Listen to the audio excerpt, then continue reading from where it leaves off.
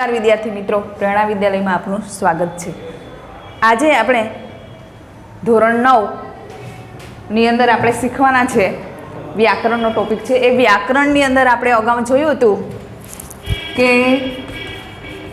રચનાના આધારે વાક્યના પ્રકાર, શેના આધારે?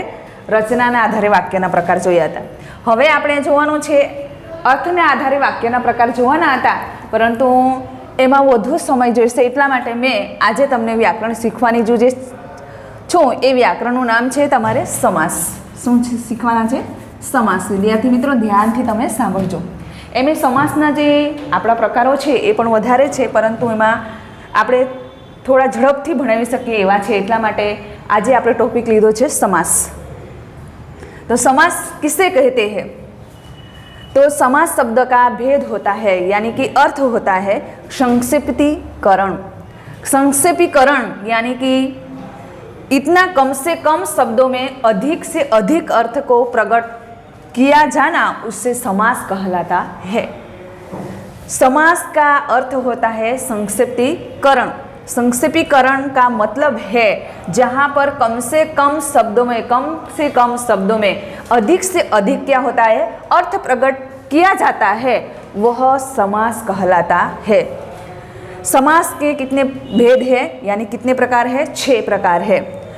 पहला वाला समास है अवयवी भाव समास, दूसरा वाला है द्विगु समास, तीसरा वाला है द्वंद्व समास, चौथा वाला तत्पुरुष, पांचवा कर्मधारय और छठा तत्पुरुष। अब हम पहले देखेंगे अवयवी भाव समास। अवयवी भाव समास किससे कहते हैं उसकी व्याख्या हम देखेंगे। इसमें उसकी व्याख्या है, अवयवी भाव समास में प्रथम पद क्या होगा? प्रधान होता है। प्रथम पद क्या होता है? प्रधान होता है। उसको क्या बोला जाता है? अवयवी भाव समास। यानी कि प्रथम पद जो होगा वो तुम्हारा उपस्वर्ग से बना होगा। अभी आपको जानना होगा उपस्वर्ग किसको कहते हैं।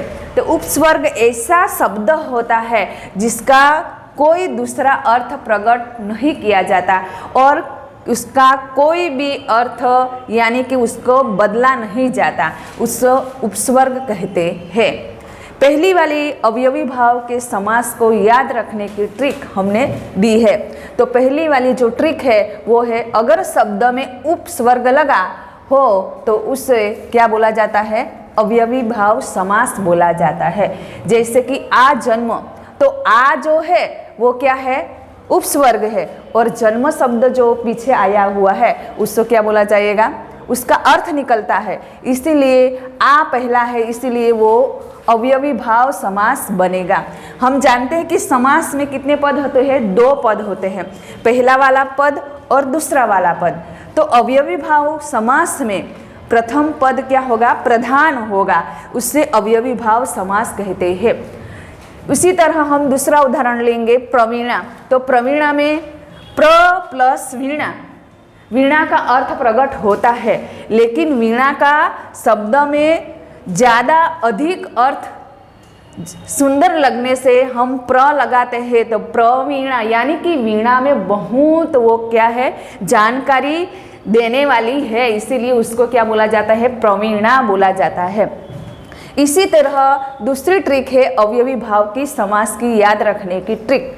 अगर किसी शब्द का पुनरावृत्ति हो, उसे भी रही हो, तो वो उसको भी वह क्या बोला जाएगा? अवयवी भाव। पुनरावृत्ति यानी कि उसके बाद ऐसा ही शब्द आना चाहिए, जैसे कि धीरे धीरे। तो धीरे धीरे जो शब्द है, फिर से हम देखते हैं कि समास में 2 पद होते हैं, पहला वाला पद और दूसरा वाला पद। तो हम यहाँ पे देख रहे हैं कि धीरे धीरे, तो शब्द का क्या हुआ है? पुनरावर्तन हुआ है, इसीलिए उस शब्द में 2 पद तो है, लेकिन ये पद का पुनरावर्तन हुआ है, इसीलिए हम उसको क्या बोलेंगे? अवयवी भाव समास कहेंगे। इसी तरह दूसरा उदाहरण है रातों रात। तो रातों रात में भी क्या हुआ है?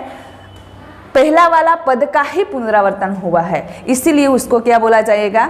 अवयवी भाव समास बोला जाएगा।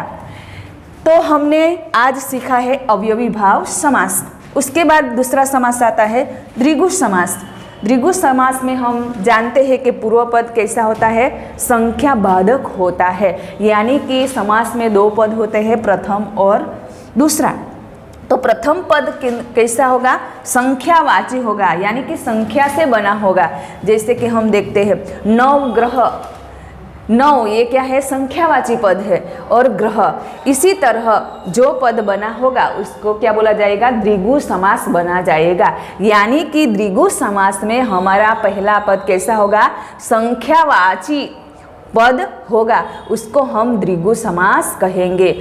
उसके बाद दूसरा उदाहरण है दोपहर, उसके बाद तीसरा त्रिवेणी, तिरंगा, पंचतंत्र। ऐसे उदाहरण जो है जिसमें हम देखते हैं कि पहला पद जो है वो कैसा है? संख्या का बना हुआ है, इसीलिए उसको क्या कहा जाएगा? द्विगु समास बोला जाएगा। यानी हम दूसरी तरीके से हम देखेंगे तो 1 से 9 संख्या है वो द्विगु समास होती है। उसके बाद हम देखेंगे 10, 20, 30, 40, 50, 60, 70, 80, 90, 100, वो भी क्या बनेगी? द्विगु समास बनेगी। लेकिन बीच में आने वाली जो संख्या है 11, 12, 13, 14, 15, 31, 32, 33, वो समास हमारे द्विगु समास नहीं बनेंगे। क्यों नहीं बनेंगे? तो उसके बीच में हम जब समास को जो हमको पद दिया जाता है उसको हम छोड़ेंगे तो उसको बीच में जो अवयव जोड़ा जाएगा, योजक रखा जाएगा, इस तरह से वो द्विगु समास नहीं बनेगा, लेकिन क्या बनेगा? द्वंद्व समास बनेंगे।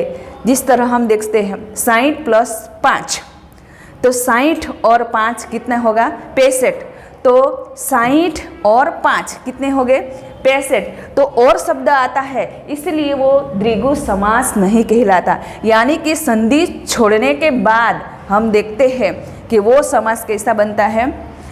द्वंद्व समास बनता है, लेकिन द्विगु समास बनता नहीं है। इसीलिए हमको अच्छी तरह से जानना है कि 1 से 9 संख्या है वो द्विगु समास में आती होगी, और 10, 20, 30, 40, 50, 60, 70 वो भी द्विगु समास हमारी बनेगी। लेकिन उसके बीच में आने वाली जो संख्या है वो समास हमारा कैसा समास बनेगा? द्वंद्व समास बनेगा।